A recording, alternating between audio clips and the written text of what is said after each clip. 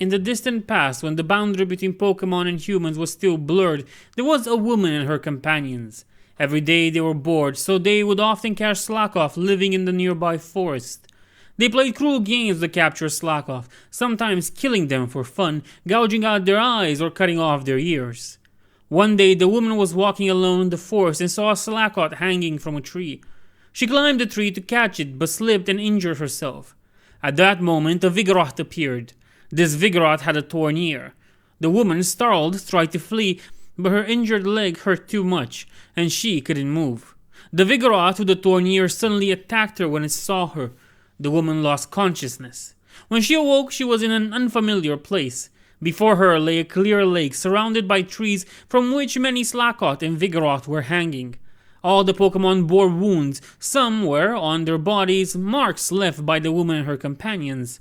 Upon closer inspection, she noticed that some of the Slackoth hanging from the trees were corpses. They were the very Slackoth that the woman and her friends had killed and discarded.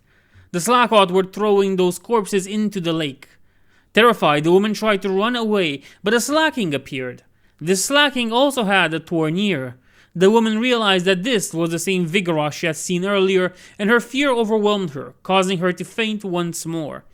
When the woman regained consciousness, she found herself at the entrance of the forest near her home, surrounded by her friends. They carried her back to her house. Sometime later, the woman gave birth to a child, but it wasn't a human child. It was a Slackoth. She intended to abandon it, but couldn't bring herself to do so. She stopped meeting with her friends and decided to raise the Slackoth. One day, her friends, concerned about her, visited the area near her home. They found the Slackoth sleeping there, the child of the woman.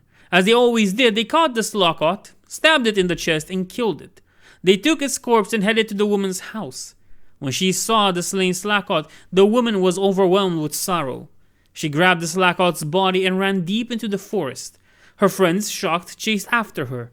As they ventured deeper into the forest, the surrounding also suddenly opened up, and they found the same clear lake from before. Around the lake were many Slackoth and Vigoroth. The woman stood before the lake, and holding the lifeless body of the Slackoth, she threw herself into the water. Afterwards, the woman's friends began to treat Slackoth as companions, just as she had in her final moments.